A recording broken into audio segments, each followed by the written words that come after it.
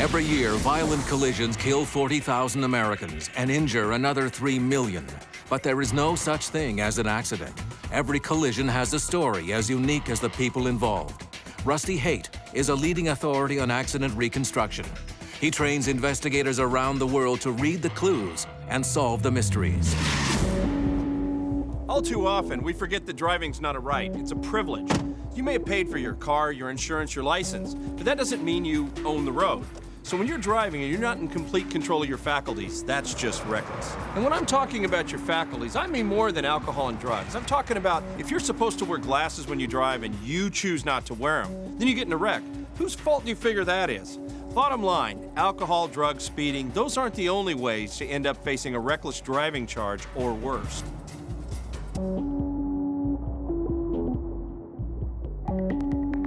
After a long day behind the wheel of his truck, Michael Morgan is getting tired and sleepy. It's about 70 miles to the next truck stop, and Morgan thinks that's a bit too far to risk driving any further. The trouble is, it's illegal to stop for a rest on the roadway. If he's caught, he could face a hefty fine.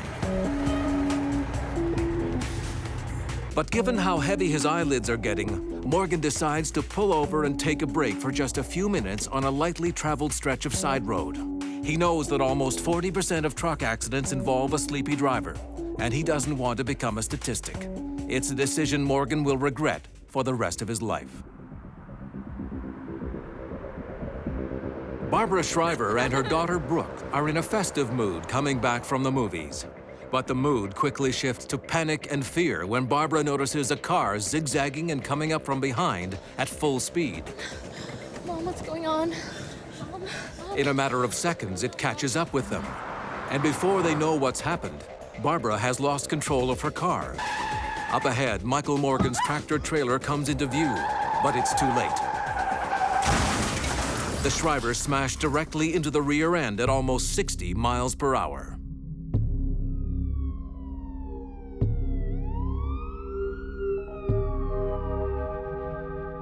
I received a call. They have an accident down here. A car into the back of a tractor-trailer. A second vehicle involved aside from the tractor-trailer, and there may be a fatality involved. When accident investigator Frank Carson arrives at the collision scene, regular officers have blocked the street and secured the area. Barbara and Brooke have already been pulled out of their wrecked car and are on their way to the hospital. Barbara is in critical condition. She suffered a lot of head trauma and has bleeding under one of the membranes that protects the brain. She's also suffered bruises on her lungs. As for Brooke, she's luckier, having escaped with a broken arm, nose, and facial cuts. The car that came up from behind the Shrivers has been pulled over too, and Michael Morgan is also still on the scene, uninjured but numb from what just happened. And all of a sudden, I hear boom. Get out of the vehicle. The collision took place on a straight road under a clear sky, so there is no obvious explanation for this tragic event. Frank will have to figure out this one from scratch. But looking at the car under the truck, he immediately realizes why Barbara Shriver is fighting to stay alive. She was not wearing her seatbelt. The passenger side of the vehicle was largely intact. The passenger compartment, the inside of the car where the passenger sat, was very little damage, and of course what helped the passenger immensely was the fact that the passenger was wearing a seatbelt. The fact that the daughter survived this crash was due to her having worn her seatbelt and the airbags deploying. While airbags can cause some minor injuries, they're going to save more lives than they're going to take them. The deal is airbags and seatbelts go together. Airbags are a supplemental restraint to the use of seatbelts. Here's a couple of facts from a guy that's got 805. Make that 806 crashes under my seatbelt. An airbag deploys at about 200 miles an hour right near the steering wheel and the dash. And if you're not wearing a seatbelt, that's a lot of force you can hit with your upper body and with no restriction, no limits. Even when you're wearing a seatbelt, you can still suffer some abrasions on the inside of your arms from the rough airbag material itself. And in some cases, you can even break your wrist. Why is that? Because you could throw your arms up in front of your face like our pal the dummy here. This action can cause further damage, like broken noses and even broken arms. Hey, but you think those injuries are bad. Imagine how they'd be without seatbelts and airbags. Remember to buckle up. Seat bags and airbags aside, What the Shrivers have experienced is one of the most deadly and violent collisions possible, what police call an underride. Well, this bar that we're looking at here is called an underride protection bar. The truck drivers commonly call it an ICC bar because it's mandated by federal law. What it's designed to do is to keep the car from running underneath the tractor trailer. And if the car has a blunt front end, it works pretty well. Unfortunately, the modern vehicles are getting more aerodynamic, more low to the ground, more wedge shape, and they tend to run underneath the ICC bar. Rides underneath it, the ICC bar ends up in the passenger compartment and injuring the drivers and passengers a little bit more. At this point, Frank Carson knows the obvious. The Shriver's car crashed into the back of the truck. The question now is why? Frank's focus shifts to other physical evidence, the tire marks. There are plenty of those in this case, and they are giving a pretty clear picture of what happened in the final few seconds before the Shriver slammed into the back of the trailer at high speed.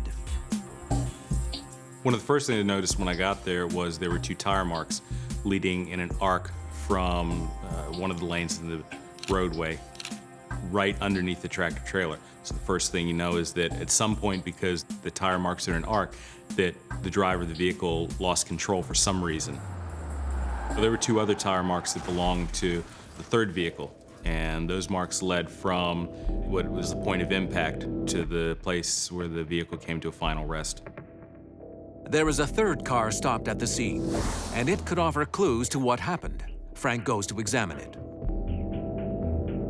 The third car had very little damage to the front end. Very intact, could have started the car up and driven it away if you needed to. That third car belongs to Denise French. Ma'am, are you okay? According to the police officer who first arrived at the crash, French was acting very strangely. She was eerily calm and seemed completely detached from what was going on. But there was no smell of alcohol on her breath or in her car. Were you in this accident? I don't remember. I don't think so. You don't No. think so? The interesting fact is the driver of the vehicle, who's conscious and talking to the officer at the scene when they arrived, lost consciousness before the paramedics arrived, which indicates she had some type of altered level of consciousness or some medical problem going on. French loses consciousness before she's able to provide any useful information to the investigators. Unable to revive her, emergency personnel on the scene rush her to the hospital. At this point, they are unclear what caused her to collapse. It could be a reaction to drugs or alcohol, or she could have simply fainted as a result of traumatic shock. The post-traumatic reaction to people at accidents vary from hysteria to very calm acceptance of what happened to not believing what happened. Everybody who's been in an automobile accident has that moment of, I don't know what's going on. Some people that's extended. You also have that situation, people are on different types of medications. The reactions vary, and part of the job that we have is determining when they reacted, how they reacted, and why they reacted that way. Yeah, But with Denise French on her way to the hospital, Frank is running out of leads. Fortunately, police soon get a break. Two witnesses arrive who claim to have seen everything. They report that Denise French was acting strangely well before the crash. Behind me, they're going back and forth like they were weaving on the highway. Carl Davis and Marianne Malloy were coming back from a halfway house where they volunteer every week. About 10 minutes after leaving, Carl noticed the headlights of a car that was being driven very strangely and dangerously. I don't know, she's gonna cause an accident. According to both witnesses, French passed them and went on to actually bump the Shriver's vehicle. Barbara then lost control of her car and crashed into the back of the truck. The witnesses that I was able to talk to saw the striking vehicle being driven prior to the collision and described the driving behavior as very erratic. The driver's going at a high rate of speed, weaving from lane to lane in between cars, and at one point even past cars on the shoulder of the roadway to get around them. So they described very erratic behavior that's not normal behavior for a lot of people. Well, I was on the passenger side, and he kept telling me to look at the lady. You know, she's weaving back and forth. She almost hit us. One thing's for certain, in this instance, the woman hit the car in front of her. What we did here was a crash test where we had a closing speed, an overtaking speed of only about 12 miles an hour. The speed across the ground is one thing. It's that closing speed that's going to tell us how bad this crash was. And imagine if this was a higher closing speed crash, the rear end of the struck car, the car being overtaken, coming off the ground and going out of control. It can be pretty disastrous. One vehicle rear-ended another vehicle, caused the driver to lose control, and unfortunately went underneath the rear end of a parked tractor trailer. We know how it happened. But then we have to look in the aspect with what the witnesses are telling us. We need to try and figure out why it happened, why this woman was driving erratically, why she lost control of her vehicle, why she lost consciousness at the scene after having talked to the police for a few moments. That have a profound effect on how we decide to pursue the legal matter and the charges against the person. Carson's first step in finding an explanation for Denise French's erratic actions is to examine the inside of her car. There are no signs of alcohol bottles or drugs, but something does catch his attention. One of the first things I noticed when I looked inside of the vehicle, there was a lot of sugary sodas, hard candy, there were pastries in the car, and all over the place, in the glove compartment, in the center console, on the front seat, on the back seat. And there are a lot of people who have a sweet tooth, but they don't normally keep that amount of sugary candy with them. We all have certain experiences that bring about certain stereotypes. We expect to see the sports car pulled over by police. What doesn't fit that stereotype would be a middle-aged woman driving what would appear to be recklessly down the road. For police on the scene, they're going to draw on their experience, they're going to draw from the physical evidence, and they're going to bring it all together. But if something doesn't add up, there's usually a reason. As Frank wraps up his on-scene investigation, an officer comes to tell him bad news. Barbara Shriver has just died of her injuries. Just got confirmation from the dispatcher. The woman in the car accident just died. Okay. What Carson still can't figure out is why her car got bumped in the first place. With the death of Barbara Shriver, all the attention's focused on the other driver, Denise French. It's not clear why a middle-aged woman traveling alone would suddenly start driving erratically. It's also not clear why she seems unaware of the consequences of the crash. Depending on answers to those mysteries, Denise French may be headed for prison. Barbara Shriver and her daughter Brooke were driving home on an unremarkable evening. They never made it. Shriver's car piled into the back of a tractor trailer after being hit from behind by a driver who was weaving all over the roadway. It's now Frank Carson's job to find out why. Frank's just learned some unfortunate news. Barbara Shriver died as a result of her injuries. Now his job's going to be to figure out why Denise French's car rear-ended Shriver's. Now, what he determines will help a prosecutor decide if criminal charges should be filed against French. But more than that, it can help provide much-needed closure for the Shriver family.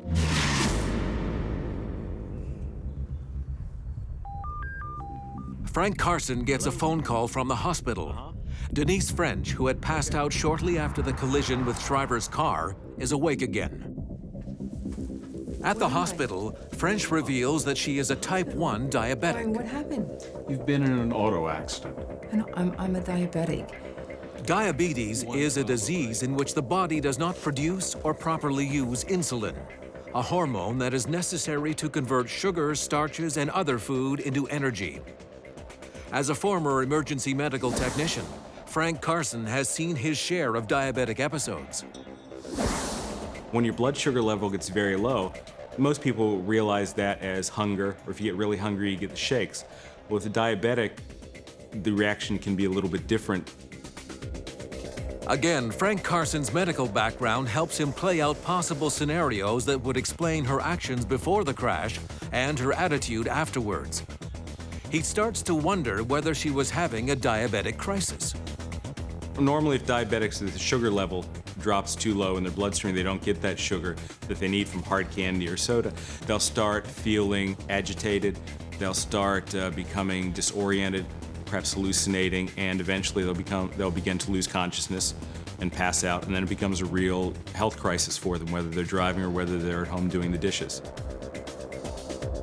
It's possible an insulin imbalance led to this tragedy. But one thing doesn't add up. French's car was full of soda and snacks that would have temporarily brought her levels back up. And not a single bottle or bag had been opened. For someone that's lived with this disease as long as this lady has, and made the plan she obviously has made carrying this around with her, it doesn't make sense that she wouldn't take advantage of the solution. It was right here in front of her. So the first thing that you think of is there's some negligence involved. Here's a person who's been a diabetic for 20 years and may not have been managing their condition as well as they could have. Frank Carson has collected all the clues that the crash scene can offer.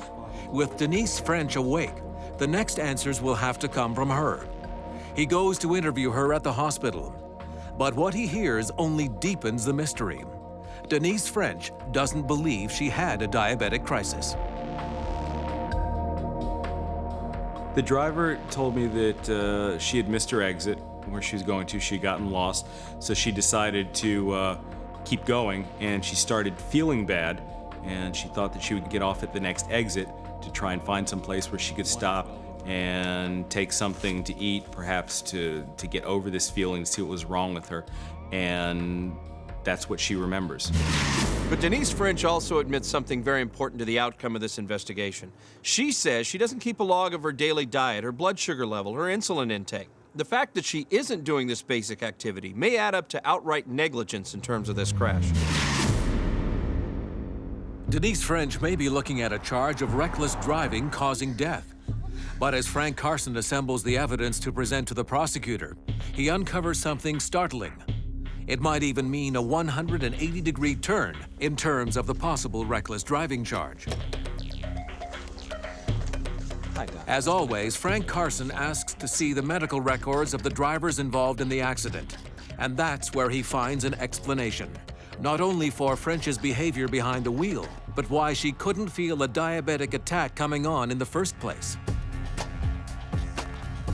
She had, within the past several weeks, been diagnosed with high blood pressure or hypertension, and she was prescribed medication to help control that. One's a diuretic, and the other type is called beta blockers. Beta blockers work by regulating the way the heart beats, lowers the heart rate, so your blood pressure lowers. Because what beta blockers do is they will tend to mask or not allow the diabetic to realize that they're having their diabetic crisis. It masks the normal clues that they would have. And that appeared to have been the case with this lady. Frank Carson's conclusions are simple. The beta blockers masked the normal warning signs of a diabetic crisis and left Denise French helpless to prevent it. Put her behind the wheel in this condition, and it's almost inevitable that something bad would result. In this case, the outcome was tragic. As symptoms of disorientation and fatigue set in, French begins zigzagging all over the road. Speeding up from behind, she rear-ends Barbara Shriver, who crashes into a parked tractor-trailer. Her daughter survives, but Barbara dies as the result of massive internal bleeding. No charges were filed against the driver of the rig or Denise French. As for the doctor who prescribed the beta blocker, the Shriver family ultimately decided not to sue. Driving requires your full attention. You're operating heavy machinery. In this case, this woman learned a hard lesson about the interaction and the side effects of even over-the-counter drugs. Read the label. That label's going to tell you what's going on, and it can save your life. Planning a crash test is no small undertaking. We usually spend a good bit of the day equipping the cars, and in this case, it's particularly challenging because we're going to be trying for a rollover. Rollovers aren't as easy as folks think. You may have an SUV, you may have wet roads, you may have a lot of conditions that folks think of as relating to rollovers, but they don't always come together to make a rollover occur just as you'd expect. Same thing occurs to investigators in the field. They may be really good investigators, and I may have a really good crash crew, and all of those things should work together. But sometimes, for the investigator in the field, there are convoluted factors that make their investigations pretty difficult. Carl Webster and his daughter Samantha are trying to find something they can agree on. Together, they're planning a surprise 60th birthday party for Samantha's mother. But just drawing up a guest list is a monumental challenge. We should invite Judy next door. And then suddenly, in mid-sentence, their whole world is violently turned upside down.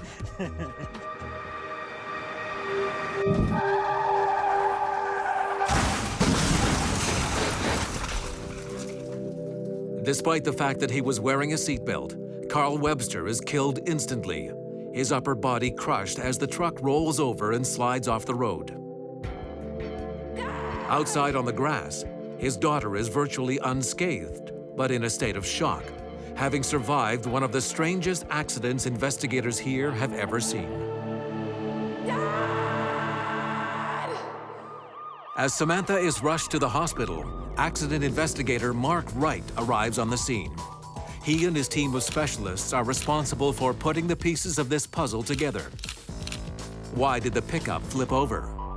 Were any other cars involved? And how could one lucky passenger escape with only minor injuries? Right now, All he has to go on is a mangled truck and a trail of debris. There are a number of conditions that can bring on a rollover. Driver behavior, reckless driving would be one. A roadway condition or even a mechanical issue might cause one of these very violent events. And when you're ejected in a rollover, you're 4 times more likely to be killed than if you stay inside the car. In this case, the ejected occupant actually survives and the person that stays in the car is killed. And that's just one anomaly here. For the investigators, though, the key is to start with figuring out how this crash happened.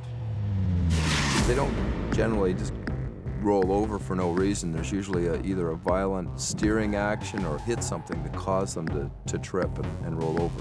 When I look at the pickup truck, I'm looking for scuffing on the actual tires themselves and scrapes on the rims to see what may have contacted the road in a violent steering maneuver. I'm looking for damage to the vehicle itself. That'll show me what direction it was sliding and the orientation of the vehicle, and then helps me to know what to look for on the road as well.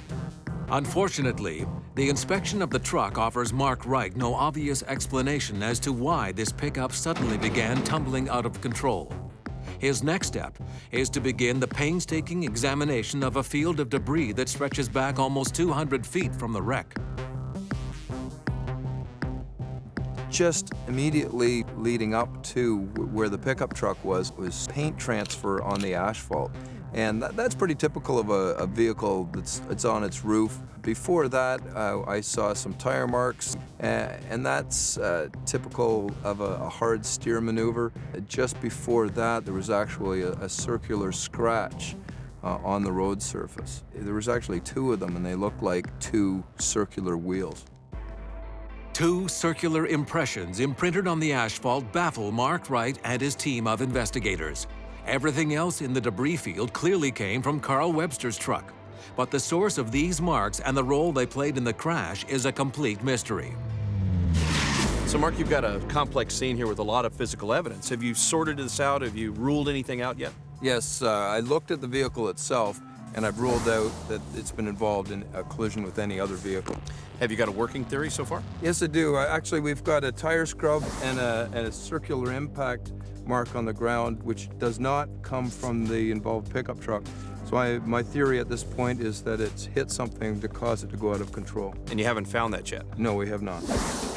While the team searches for anything that may have left the impressions in the road, Mark Wright sets out to find the speed of the pickup truck at the point of impact.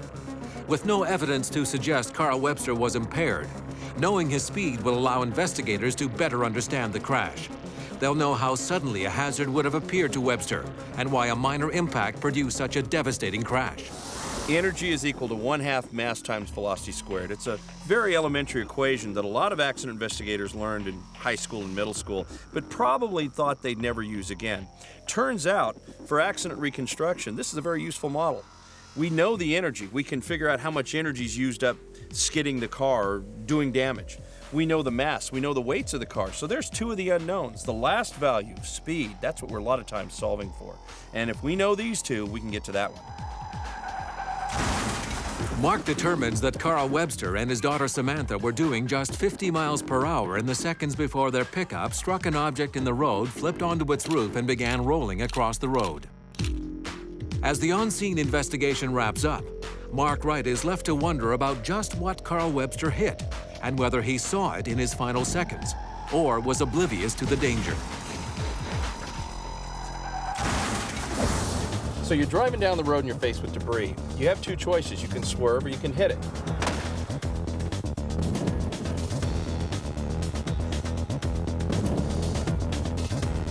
Swerving can cause its own problems, depending on your speed, the roadway conditions, the type of vehicle you're in. A swerve could put you out of control. On the other hand, hitting it may be the lesser of 2 evils. So in this case, did our driver actually choose to hit what was in the roadway? We can't really tell for sure until we know what it is he hit. The next morning, officers search in the fields surrounding the crash site for any object that may have come into contact with the pickup truck. An object heavy enough to initiate a rollover on impact, but small enough to be invisible to a driver at night. We found this tire about 350 meters off the roadway in a farmer's field. And what we were trying to do is determine, did this tire have anything to do with the actual collision? What we did find was a gash in the tire and other damage to the rim that corresponds to rim damage to the front tire of this pickup truck. And also, we found an area of cleaning on the leaf spring itself. It's actually damaged. So we've been able to determine that this tire was impacted by the front tire of the pickup truck and then contacted the leaf spring on the pickup truck. The tire would have caused a violent rotation. In this case, it rotated counterclockwise within less than a second. The pickup truck was on its roof and sliding. How this tire wound up in the middle of a high-speed road may never be answered, but it's now clear that it caused the rollover that took Carl Webster's life. Although the front end of the pickup was able to skip over the tire, the rear end could not, and the force of the impact with the back wheels was enough to send the truck tumbling across the road. But this discovery only gives rise to more questions. With one mystery solved, Mark Wright must turn his attention to Samantha Webster's miraculous story of survival. Collisions with debris in the roadway are a daily occurrence. A lot of times they end up causing pretty dramatic crashes. In this case, we have a truck that hits a spare tire that's left in the roadway, results in a really, really bad rollover. The driver staying in the car is actually killed, and the passenger who was ejected walks away with minor injuries. Usually it's the other way around. This is a pretty amazing case. The forces experienced by occupants in a rollover are catastrophic. Anyone unrestrained is powerless to keep themselves in the car. Ejected through a window, victims often suffer severe head and neck injuries when they hit the ground, or are killed when the vehicle itself rolls over them. Even if they're belted in like Carl Webster, they can be crushed if the roof caves in on them. But investigators are stumped by Samantha Webster's remarkable story of survival. Her physical injuries suggest she was not in the wreck that killed her father. Police hope she can tell them exactly how and when she escaped the truck. Recollection of the passenger was that they were just driving along normal. They were just talking, and all of a sudden she finds herself in the ditch. I just remember the truck kind of like bouncing off to one side a bit, and then it just started rolling. So she really didn't have a huge recollection of what even happened. They didn't see or hear anything. It was just on the roof and off the road. She doesn't know how she got out of the pickup. She was just out and in the grass. Samantha Webster's description of the crash reminds investigators that rollovers occur in a fraction of a second and at speeds beyond our level of perception. Coupled with the incredible forces she experienced, it's little wonder Samantha is unable to describe her experience in detail. To understand what she may have gone through will require duplicating a rollover on a closed stretch of highway.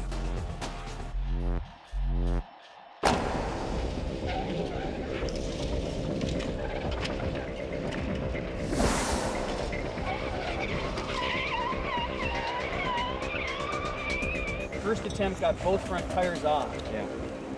I cheated more. You cheated closer to the fog line. Cheated more, yeah. Just like someone correcting and bringing it back on the road. We have to get the wheels off the road and then have to bring it back on. Yep. So we get the left, the right steer, but it's got to be off the road. We need that change in friction surfaces on all the tires. As you can see, this one just slid. Yeah. As long as this one just slid, we're not going to get it. Yes, we got more dig from the front tires on the first attempt.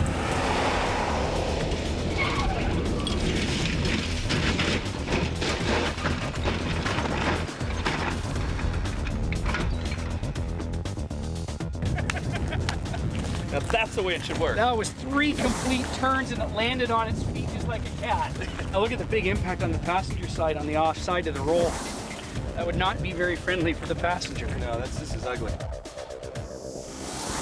Rollovers are incredibly violent events. Once where I had 4 or 5 inches of headroom, all of a sudden now, on this side, I find I have next to none. But still in all, seat belts are going to save your life. They're going to keep you in the car and protect you, keep you from moving to the roof when the roof's on the ground, and that's the best protection, much better than being out on the road.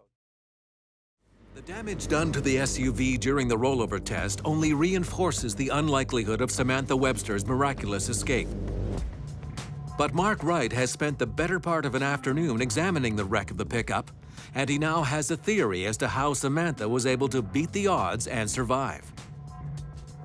We were able to conclude that coupled between the The seat belt is attached to the B-pillar, and when the vehicle rolled over, the B-pillar was compromised, and that created some slack in the seat belt, and that, along with the seat braking itself, created more slack. So the seat belt did its job initially in the initial rollover to hold the passenger in place, but on the second impact, when the pickup truck actually left the road and went into the ditch, there was enough slack that the passenger was ejected through the passenger side window.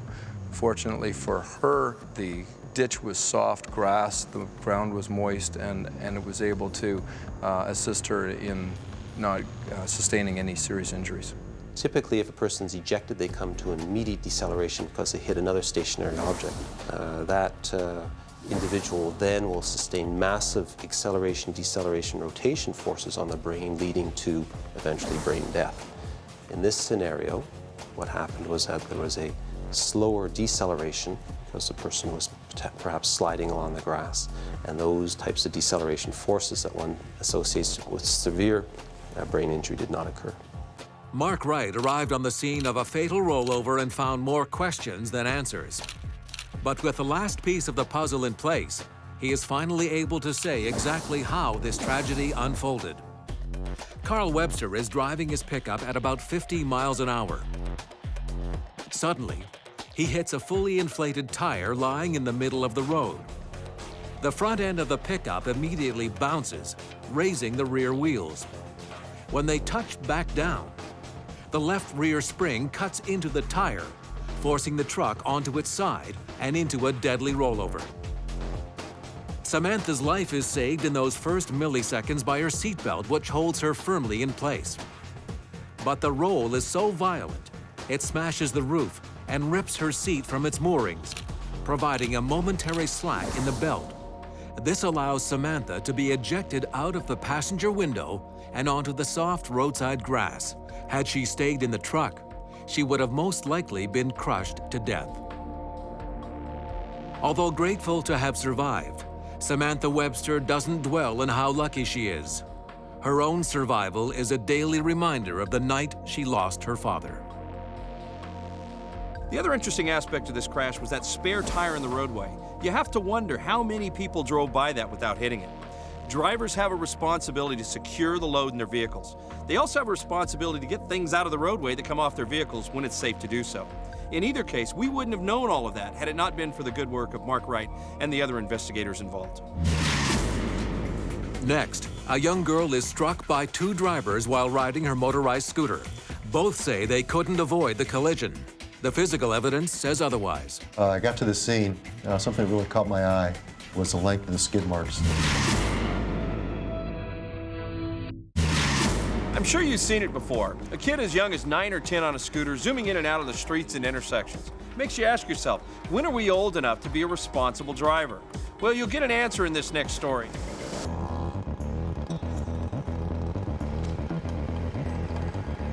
Stacy Wilson can't believe her good luck.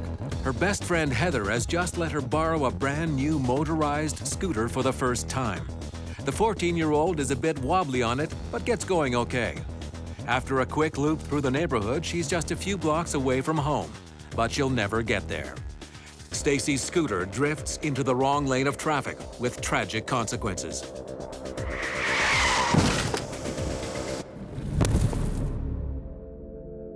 The information we had was that it was a young girl was dead at the scene from being hit by at least 2 vehicles. When you find out that a young life is gone, it really affects you. You still got to put your emotions aside and do your investigation, but again, the kids are the worst. John Heineman leads the vehicular crime unit at the local police department. When he gets to the scene, Stacy Wilson's body is still there. A car and an SUV have pulled over as well, and both drivers have admitted to hitting the young victim. It may seem like a simple case of a little girl losing control of her scooter, but John has his work cut out for him. Hi, I'm Sergeant John Hyman with the Phoenix PD's Vehicle Crimes Unit. It's his job to uncover the precise chain of events leading up to the accident and make certain that everyone involved is telling the truth. Which vehicle were you driving? I was in the first vehicle. The sedan? Yes. The first driver I started talking to was the driver of the car involved in the collision. It was the first vehicle that the GoPed hit. And you were driving the SUV? Yeah, it's right behind her. Okay. What I'm gonna first do is I'm gonna interview each separately. I'll start with you. Stephanie Jackson is the driver of the car. She is traumatized by what happened. After all, she has 2 children herself. When I started the interview with the first driver, she told me she was going down the street approximately 30 miles per hour, the speed limit. Saw this GoPed. She pulled off to the side, but not in time. The GoPed sideswiped her, causing the GoPed to go to the right, or the GoPed fell to the ground. Jackson insists that she did all she could to avoid the collision.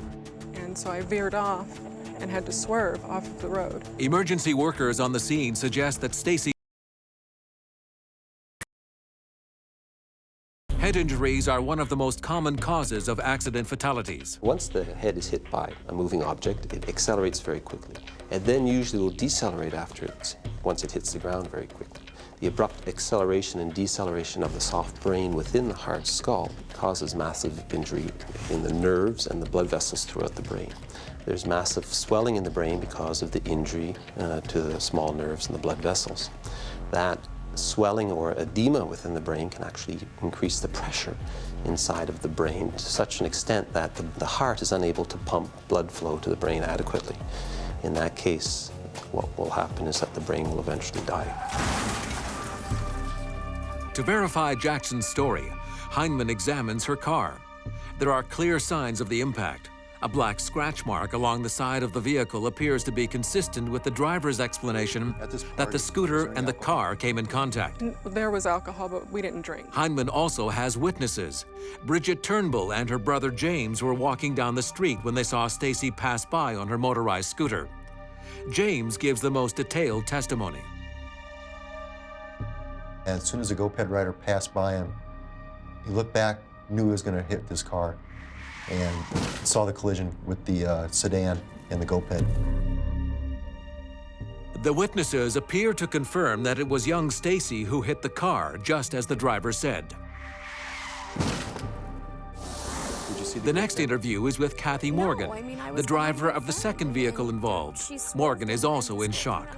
She was following the car in her SUV and saw the car brake and pull over. The next thing she knows, there's a young child lying on the roadway in front of her. Morgan hits the brakes, but could not avoid running over Stacy. Kathy, as you were behind your friend, how fast were you going? I was going the speed limit, like 30 or 35. She said that she was going the speed limit, maybe just a little faster, but no more than 10 miles faster. 30 to 40 miles max. I mean, I couldn't see anything in front of me. I mean, I tried to stop as fast as I could. So everyone appears to be singing the same song here. They've all got the same story going. The little girl's riding this motorized toy vehicle down the middle of the road. The 2 drivers, they tried to avoid her. They just couldn't. Case closed, right? No. Turns out the physical evidence is telling us someone is responsible for the little girl's death. Some people think that, these automobiles, they're just accidents. And the criminal charges aren't warranted because it's just an accident. Well, they're not accidents, they're collisions or crimes. In any crash, what the drivers say and what the witnesses claim they saw can help investigators determine what happened. But the strongest stories are always told by the physical evidence. Injuries to bodies, marks on the vehicles. It doesn't lie. And in the investigator's mind, that physical evidence is adding up quite differently than what at least one of the people involved is saying. Something that really caught my eye was the length of the skid marks. Looked several hundred feet in length. Knowing this was a residential street with a 30-mile-an-hour speed limit, 200 feet of skid marks is going to put the speed up around 60 miles an hour of this vehicle, twice the speed limit that was the posted speed. John measures the skid marks, and as he expected, they confirm his doubts. The driver of the SUV was well over the speed limit before she ran over the child. Skid marks on the roadway, and police work would call that a clue. It's a clue that tells us she was on the brakes trying to stop the car. She's probably too inexperienced to realize that skidding, you're just going to go in a straight line. If she'd let her foot off the brake, she probably could have steered, regained control, and avoided the crash. Looking at the evidence on the road, the skid marks, I knew that driver was reacting to something, and it hit her brakes hard. And had she been going that speed limit, she would have stopped in ample time to avoid the impact with the young girl on the road. Now, whether that would have saved Stacy's life is a crucial issue here. The little girl did hit her head on the pavement after bouncing off the car. But Heinemann doesn't know yet which impact actually caused the child's death. Depending on the answer to that question, one of these drivers may be looking at some jail time. The parents of 14-year-old Stacy Wilson are looking for answers after a tragic accident on a nearby residential street. The investigation so far has shown that Stacy's motorized scooter ran into the side of a car, knocking her backward onto the roadway. An SUV following close behind could not stop before running her over. After measuring the skid marks, accident investigator John Heinemann has determined that the SUV was going nearly double the speed limit. A lot of factors can affect how a vehicle behaves when a driver hits the brakes. The condition of the road, the weather, wear and tear on the brakes themselves, all of those factors may play a role here.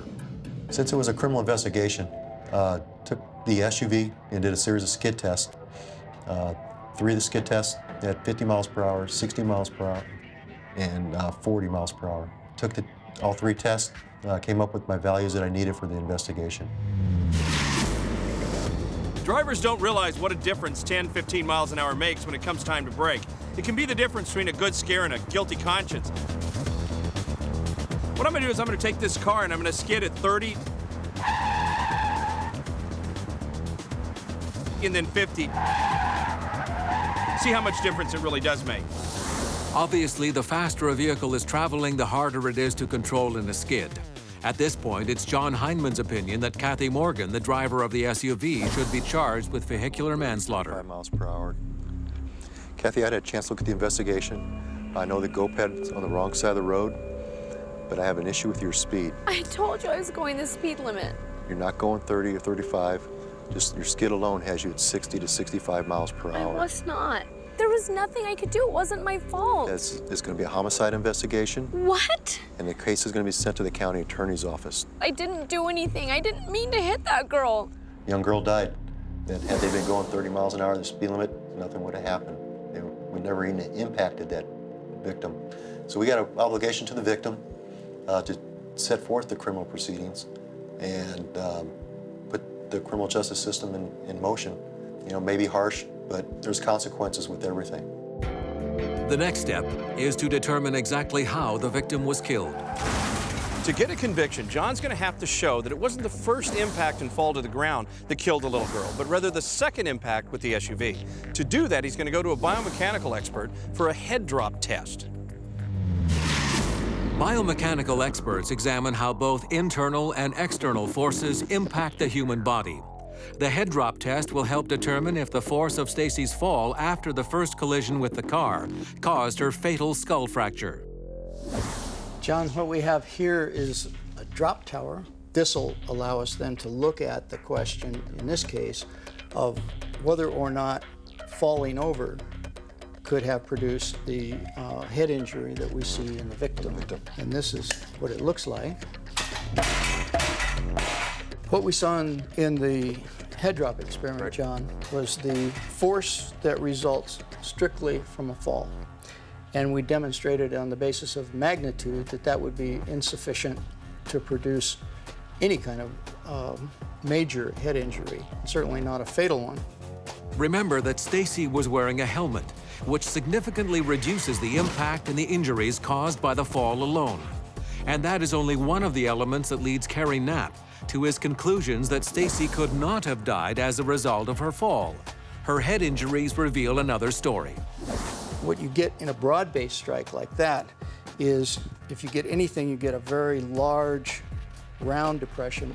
And in this particular case, what we had is a very, very severe skull fracture in this area with multiple depressed fragments. That requires not only a lot of energy, but a very focal strike. There's only one source of high velocity, high energy focal strike, and that would be strike by the following SUV. Right. But for the county medical examiner, things are not so clear. In the autopsy report, he disagrees and writes that the fall alone after the collision with the car could have caused Stacy's death. It will be the county prosecutor's job to decide if, even with conflicting medical opinions, he will charge Kathy Morgan for reckless driving. As for John Heineman, his investigation is finished, and he can now replay the tragic chain of events that led to Stacy Wilson's fatal accident. The 14-year-old was enjoying her first ride on a motor scooter when something went terribly wrong. For some reason, she ends up crossing the center line and running into the oncoming car of Stephanie Jackson. She is knocked off her scooter, and her head hits the ground hard. Coming from behind at 60 miles per hour, Kathy Morgan hits the brakes, but is unable to stop before running over her body. Stacy dies of a severe skull fracture, but in the end, the county prosecutor decided not to charge Kathy Morgan for vehicular homicide. While she was clearly speeding, the inconsistency between the biomechanic and autopsy reports left doubt as to which collision actually caused Stacy's fatal injury.